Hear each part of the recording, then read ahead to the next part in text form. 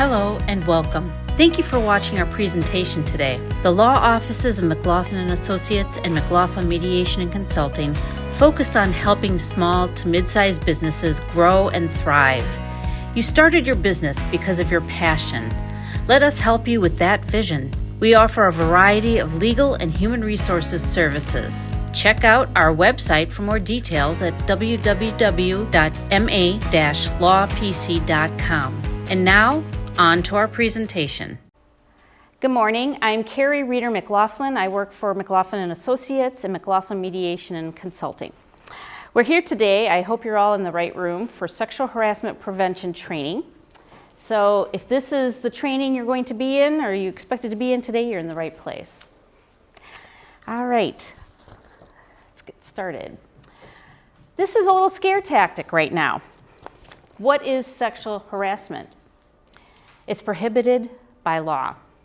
Every employer in the state of Illinois is required to provide employees with sexual harassment prevention training, including if you are a business of one. All employees, regardless of their status, must be trained. So if you have a part-timer, a seasonal person, an unpaid intern, full-time, exempt, non-exempt, outside salesperson, yourself, you all have to be trained. And that means if you hire an intern for 2 months, you need to train them before they leave your employ. If they leave in a couple days, I'm sure that will slide, but you must train everyone.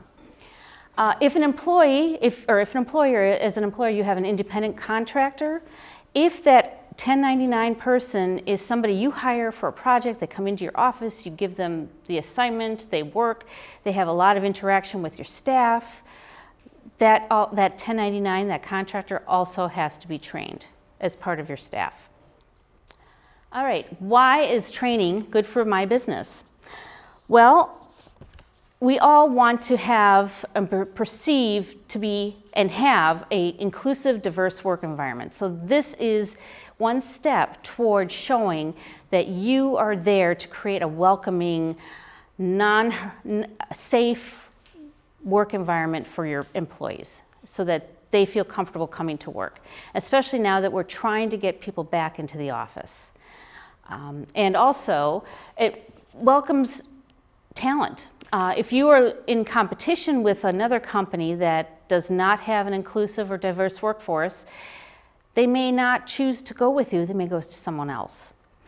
And it also reduces the risk of claims and complaints. And I said reduces, it does not protect you from claims and complaint. It just creates that environment of welcome and non-confrontational, peaceful work environment, and that will help reduce your claims, okay? And of course, it's the law. What is sexual harassment? Sexual harassment is any unwanted, unwelcome sexual advances that you receive from, or any conduct of a sexual nature that you receive from a harasser. It can be explicit or implicit in nature. For example, it could be somebody who just says dirty jokes all the time. Or it could be someone who actually comes out and says, you know what, you are sexy, you are hot, let's get it on, something like that. Submission or rejection to this submission or this conduct is on an individual basis. So it's not the same for everyone.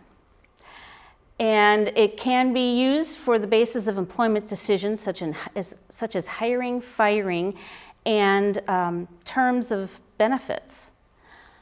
And also, such conduct has a purpose or effect of substantially affecting or interfering with an individual's work. So they're so distracted and concerned that they have a hard time concentrating at work. They don't want to be at work. You get more sick days, etc.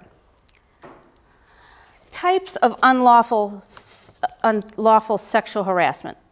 So, quid pro quo. Has anyone ever heard of quid pro quo in the past? Okay. Basically, it's when you get something in return for what you do for them. So, for example, when someone says, no, you're up for that promotion, and if you have sex with me, I'll make sure to put in a good word for you. That is a very explicit example of quid pro quo. It also can create hostile work environment. Now what that is, it's the more vague stuff. You know, pictures on the wall, dirty emails, innuendos, touches on the hand, that kind of thing. And what creates a hostile work environment? It's unwelcome, which means it's not invited, undesirable, or offensive.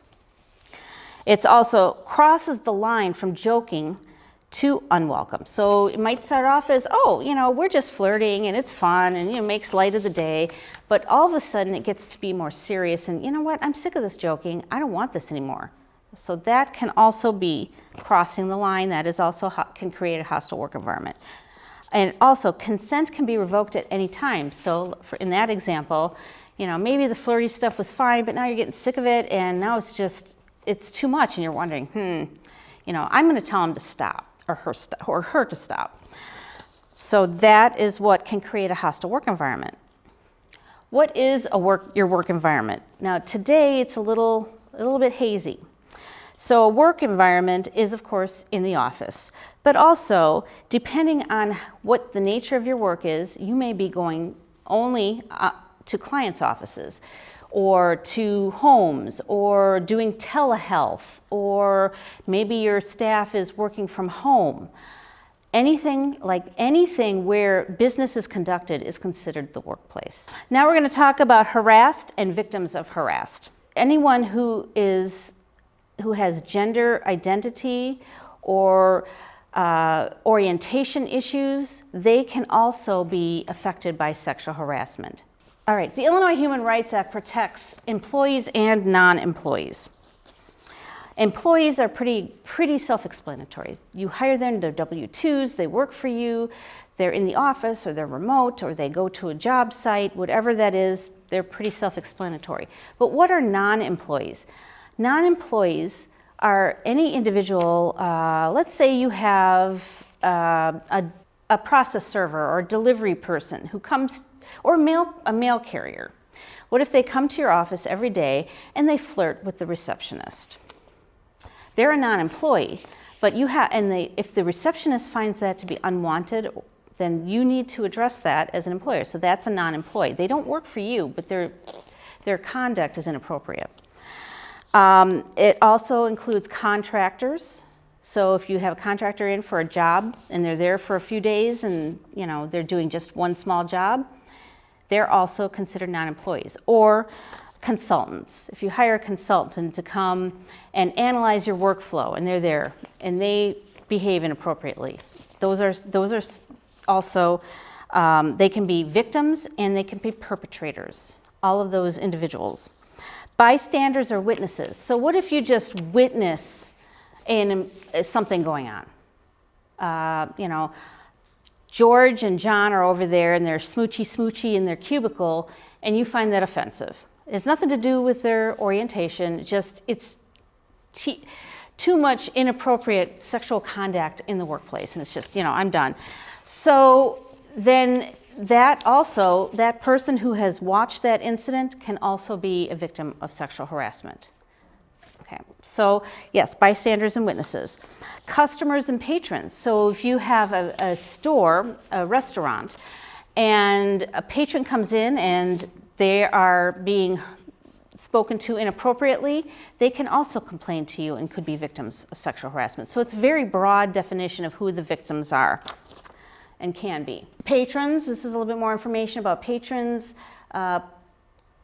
and perpetrators. We're going to go through, and the same thing for perpetrators. It can be employees, non-employees, customers and patrons, everything we just talked about. So they can be on either side of that line. What examples of conduct are inappropriate? There are in-person examples. I've talked about a few. Could be pictures, could be photos, could be memes, could be texts.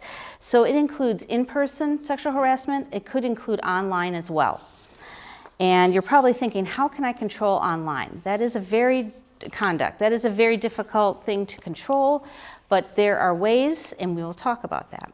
Thank you again for watching this informative session.